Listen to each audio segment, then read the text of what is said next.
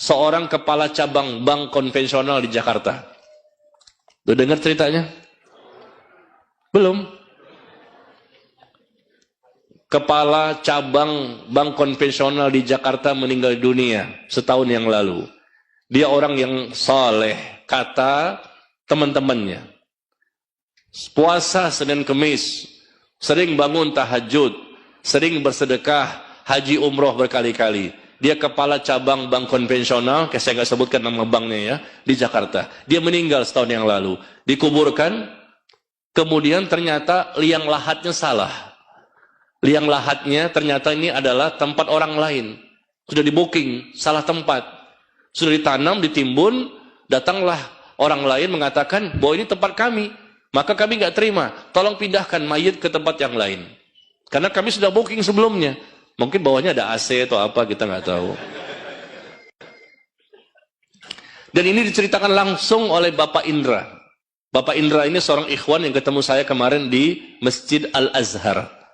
Sisi Kemang Raja, Kebayoran. Dia mengatakan, saya bersumpah atas nama Allah, saya menyaksikan langsung Pak Ustadz. Saya membahas tema buku ini juga di sana. Selesai kajian, dia mendatangi saya, dia mengatakan, kami menyaksikan, dan ini sebetulnya cerita yang saya pending, saya tahan, dan saya memang dulunya mantan kerja di situ juga. Tapi saya sudah keluar dari bank. Dan kita punya komunitas anti riba. Ex-bankir. Tahu ex-bankir? Jadi mantan anggota, mantan pegawai-pegawai bank yang mereka punya kumpulan pengajian. Dan saya juga ngisi kajian di situ. Mereka semua mantan pegawai bank. Dan mereka cerita bahwa pimpinannya ini, kepala cabangnya meninggal dunia. Lalu kami yang sudah tidak bekerja di situ, ya kami mendatangi. Ya kami bertakziah ya. Dan dikuburkan, kami pun mendatangi kuburannya.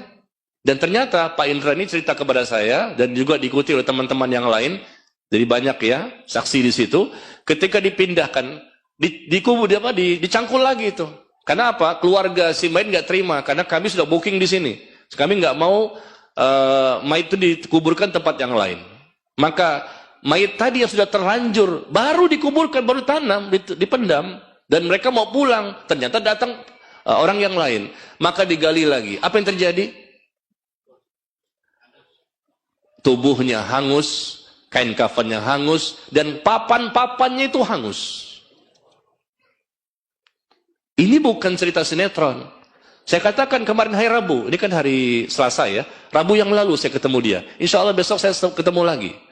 Ini cerita nyata, mantan kepala cabang bank konvensional. Dia mengatakan kaget tuh semuanya. Bahkan ibunya si mayit pun ada di situ pingsan. Dan nggak selalu ditunjukkan seperti ini kan? Tapi ini nyata langsung ada. Tubuhnya hangus, si jasad mayit tersebut, kain kafannya juga hangus, dan papan-papannya itu loh, hangus. Kata Pak Indra. Saya menyaksikan langsung, selama ini saya pendam, saya takut ghibah. Saya katakan jangan takut, jangan sebutkan namanya saja. Jangan sebutkan namanya, pokoknya si fulan gitu. Tapi antum menyaksikan? Iya, anda menyaksikan. Teman-teman yang lain juga menyaksikan Pak Ustadz. Itu hangus, kain kafannya, tubuhnya, dan papan-papannya. Siapa dia?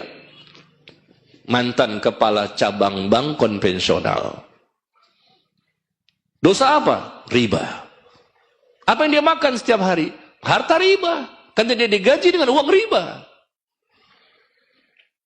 Itu menjadikan keluarga mayit yang lain, yang awalnya minta dibongkar, akhirnya nggak riba. Itu menjadikan keluarga mayit yang lain yang awalnya minta dibongkar akhirnya nggak jadi, udah tanam lagi. Nggak berani mereka, takutnya nanti mayit mereka juga begitu. Mereka takut, akhirnya dikuburkan, dan akhirnya mereka mau nggak apa-apa lah, agak jauh-jauh nggak apa-apa dah. Pokoknya di sana mungkin selamat kali, nggak ada begini. Kan beda tuh, bawahnya kan beda ya. Iya, tapi ini kejadian nyata ya. Maka hati-hati kita. Jangan sampai makan harta riba. Ini disebutkan di sini ya, di halaman 104 tadi. Jangan, ya keluar sudah dari bank-bank itu. Semua bank sama aja. Ada ribanya di situ. Ada yang besar, ada yang kecil. Tapi sama, ada. Cuman ini kalau konvensional besar, banyak ya. Yang syariah ada. Tapi meskipun tidak sebanyak bank